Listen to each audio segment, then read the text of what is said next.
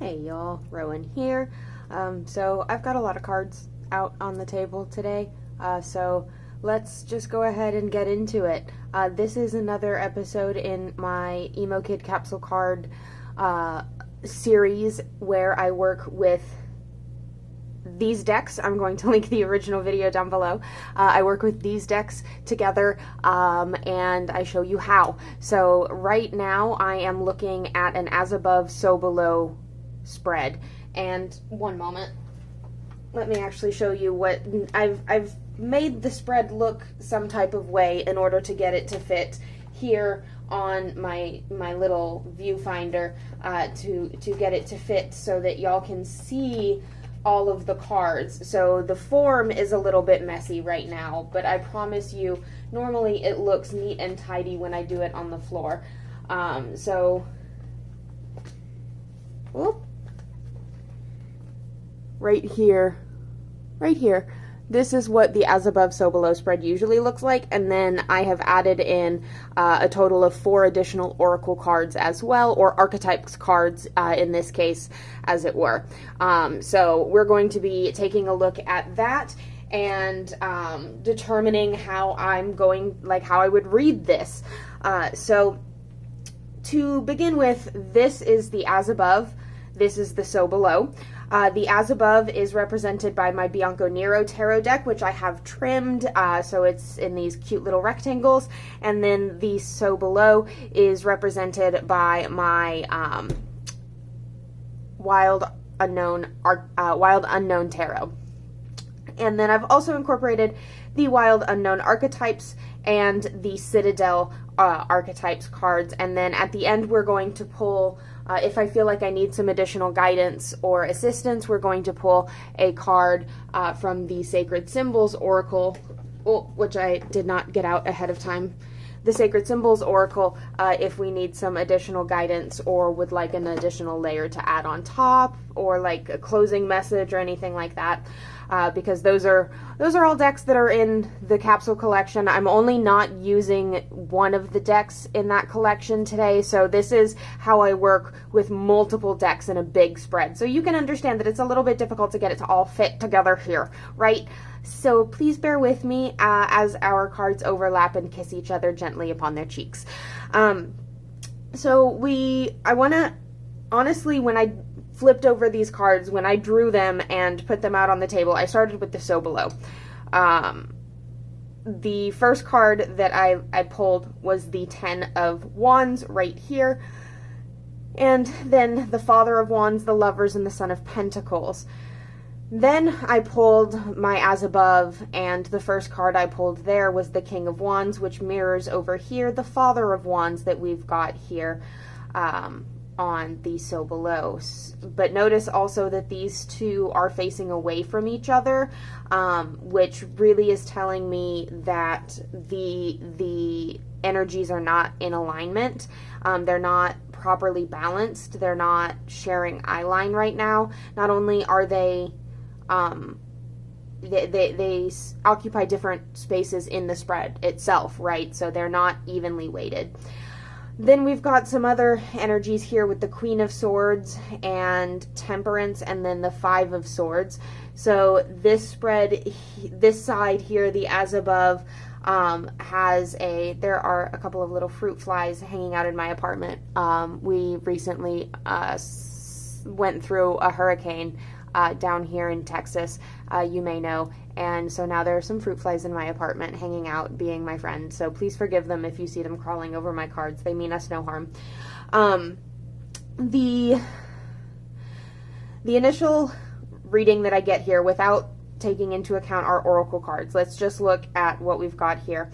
My so below is overwhelmed as hell by the commitments that I've made and the forces within me that I feel like are judging these commitments and pulling my ability to follow through on these commitments apart.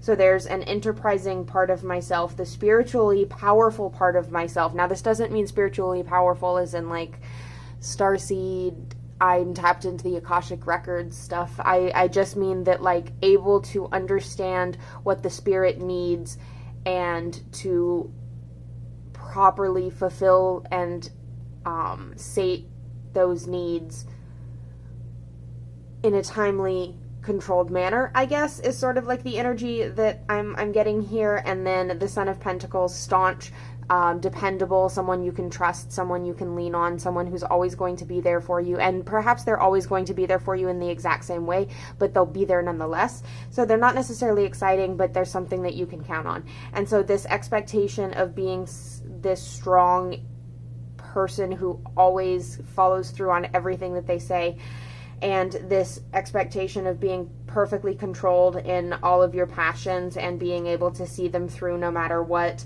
and being that, like, the king, the father, the complete domination of the representation of the suit of fire, the wands, like being that lightning force in the background, like the weight of these two expectations here on the commitments that you've made, or that more specifically the commitments that you want to make, the commitments that most would fill you with joy and make you feel like you're on your right path. You're not doing a very good job right now of seeing those through, because the way in which you are taking on roles for these commitments, you are overwhelming yourself. You're putting these enormous expectations of energy on yourself. And from what I see here, it's not that these are not things that you can do, because you absolutely can, but right now you're doing them in a very unbalanced way. And so these energies are not currently nourishing you. And I do see here, no, we're going to set those aside. We're going to set those aside. We're not going to worry about the oracle cards yet. Let's go ahead and move on to the connection here between the Father of Wands and the King of Wands. This is mainly the energy here that if you can balance this energy out, you're going to see a lot of healing. I think you're going to be able to make a lot of moves with the right headspace if you can balance out this King of Fire energy within you. Because while you do feel it's necessary, and I would like to keep in mind, I'm saying you, but I'm talking to me. I'm talking about and to myself. If you get something from this, I am so happy that my life lessons are also other people's life lessons. Join the club. We are not in this alone. That's beautiful and wonderful. But I'm not trying to postulate at anybody how they should be living their life. These are messages that I'm getting from the cards for myself. I'm just saying you because it makes me less self-conscious about the fact that I'm doing it on camera. Do you understand me? Excellent. So this desire to be in full control of your passions and potential and your own inner fire is a very admirable quality that you're putting first and foremost. However, because it is overwhelming you, some of the shadowier aspects are coming into play. So this temperament, this anger, this frustration at things not being perfectly done, at things not being, more importantly, quickly done, this fear of failure is definitely strong. And Queen of Swords, self-judgment, like this intense eye of keen perception and this sharp wit that is able to slice through all of the bullshit straight to the heart of the matter and rip you to shreds as she does it. This is you looking at yourself and judging yourself, and it's coming into play here where you are terrified of the ways in which you're going to fail, but you have this keen eye for self-improvement that is capable of being used for the better here, right? So because of your self-preservation instincts, the way you avoid failure actually really does benefit you a lot of the time. But right now, because I'm seeing this Father of Wands energy in the shadow as well as in the as above, and because of its placement in the because of its dominant placement in the the as above, so below. Yes, the as above.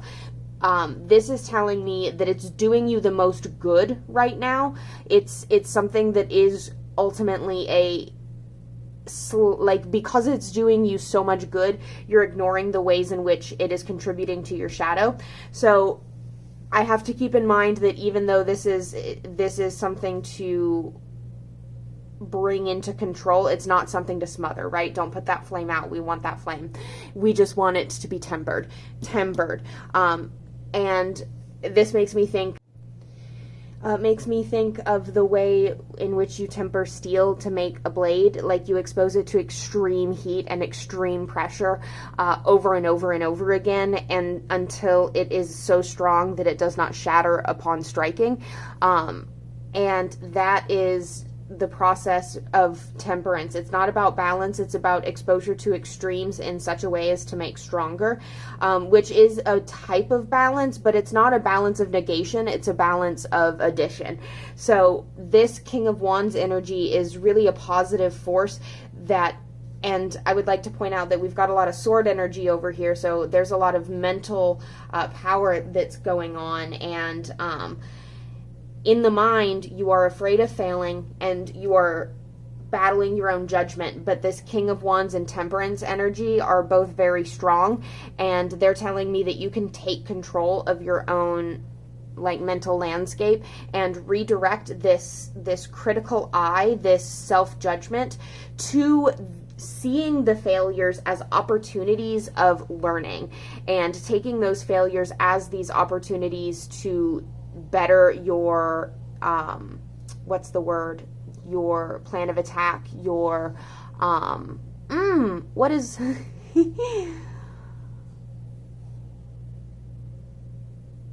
oh good gracious, but your logic, your plan of attack, your oh, I'm sure y'all are screaming at me, but your ability to like mold those plans based on what has worked in the past, and also your ability to view your actions through a lens of how will this play out, and not necessarily like being too afraid to take risks, but knowing when something is too foolish to give it the time of day, right? Temperance is all like the extreme of going there and risking it all, is also knowing when to pull the plug on something before it like really gets off the ground, right? So temperance is those extremes coming together. And it looks like there is a fear here of changing what commitments you have already made, of laying down some of these rods, of putting down some of these passions that have at this point completely overwhelmed you, right? Because we've got wands, wands, wands. And you know what I'm not seeing here? I'm not seeing any cups. So this is not necessarily about relationships. This is about commitments that you've made in the like world of yourself. This is about commitments that you've made to yourself about things that you're going to see through. Expectations you have for who you are, who you're supposed to be, what you're supposed to accomplish. We've got a little bit of pentacles here, so like it is about what you can manifest, but it's about self-actualization, and it's about knowing what steps are the best for yourself. And that's not necessarily about relationships, it's not necessarily about money, it's not necessarily about like the romance of the lovers, because like this card is really bringing in that that duality of self energy, that Gemini energy here, and so like there's some inner expectations of self that are not aligning with what you're projecting to the outside world, or rather there are some strengths of self here that are not aligning with the ways in which you are highlighting those strengths. So maybe both of those are true. Definitely both of those are true. And then we come up on our archetype cards here. So we've got, in the As Above, we've got the Sailor and the Poet. So these are some very romantic archetypes, right? We've got the Wanderlust and New Influences. So this idea of a constantly changing landscape, but the sameness of the ocean at the same time. This idea of tumultuous waters taking each day as it comes. And then the Poet, this romantic ideal of self, of romanticizing your experiences so much that you have to immortalize them into words, and then learning how to do that outside of the self to everything around you as well. So this is the As Above. So these are positive aspects that are being projected outwards and are being like scrambled to achieve. So in some cases these are masks that we put on to face the rest of the world, but in other cases these are goals that we've set for ourselves and expectations of our ideal self that we have.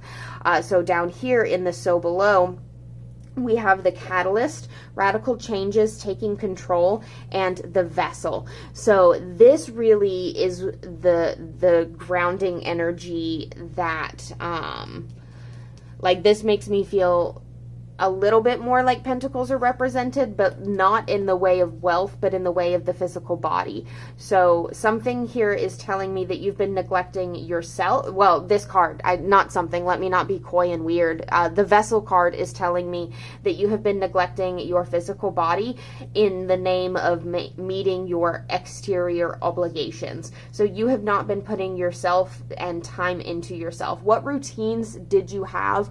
Like,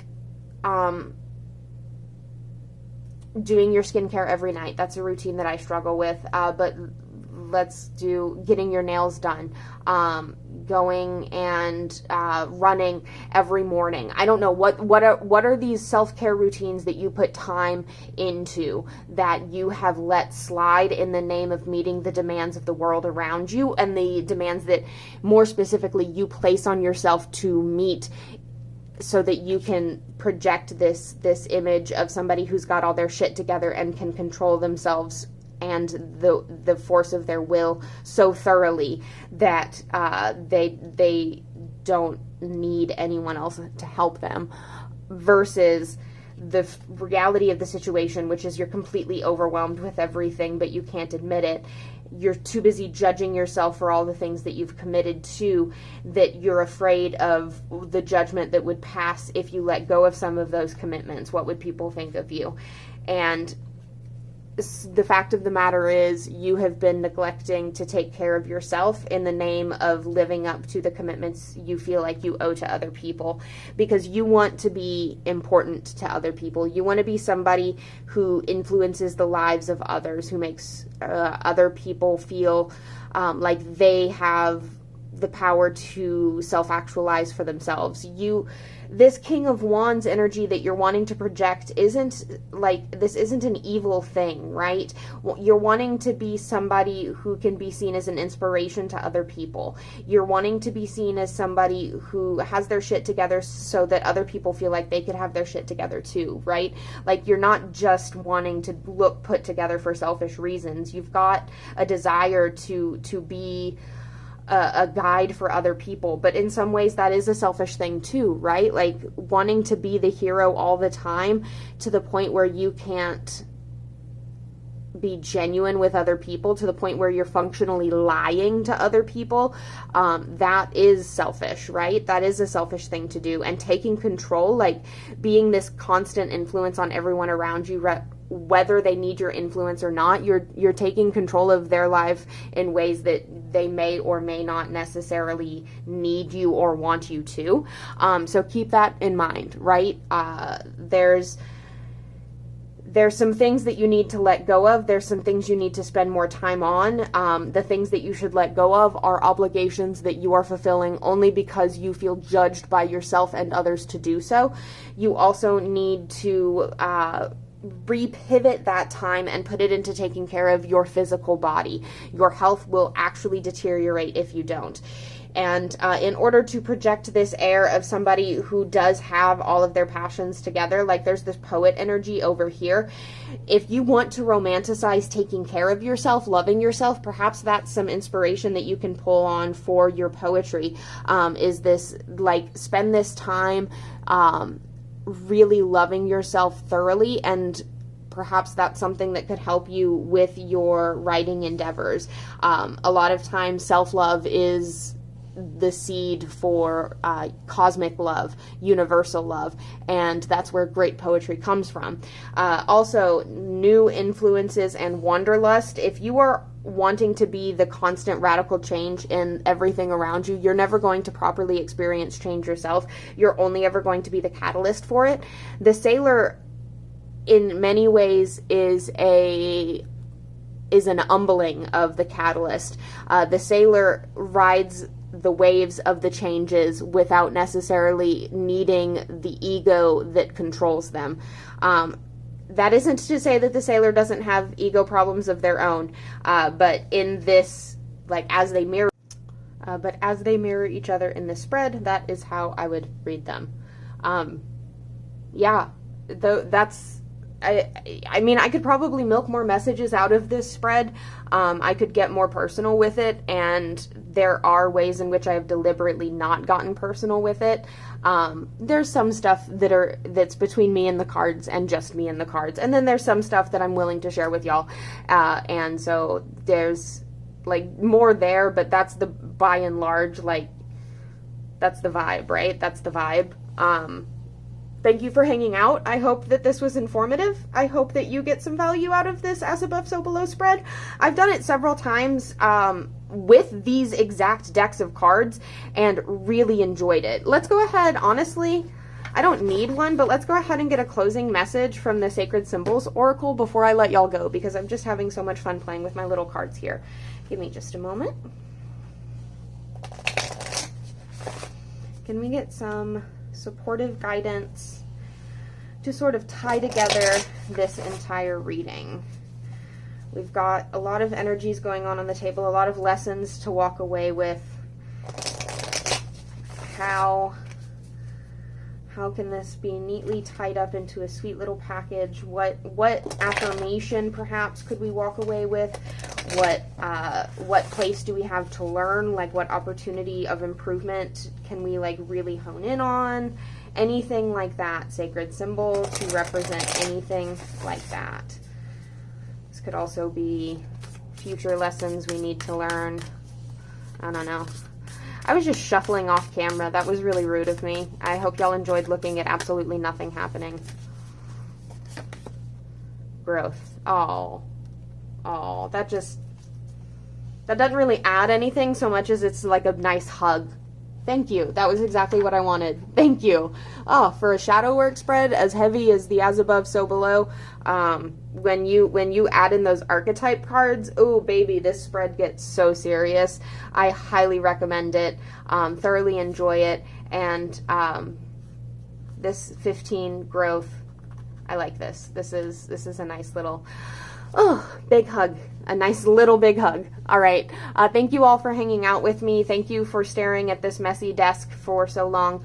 My next videos are probably going to be filmed at my new apartment. So if the audio quality gets really weird, that's what's happening. I want to get a microphone at some point, but I also don't want to, like, make this more than the fun that it is. And if I get a microphone that I have to plug into something, that might make it too complicated for me to keep doing it just off the cuff when I feel like it. I don't know.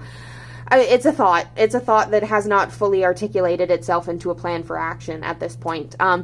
Thank you for hanging out. If you liked this video, please give it a like. If you think that you will use this spread in the future, please let me know down below. If you have decks in your collection that you think would work really well for an As Above, So Below shadow work spread like this, that are the same as or different from mine, please share that in the comments. Thank you again. I've said it a lot, but I'm going to keep saying it. And I love you. Mwah. Bye.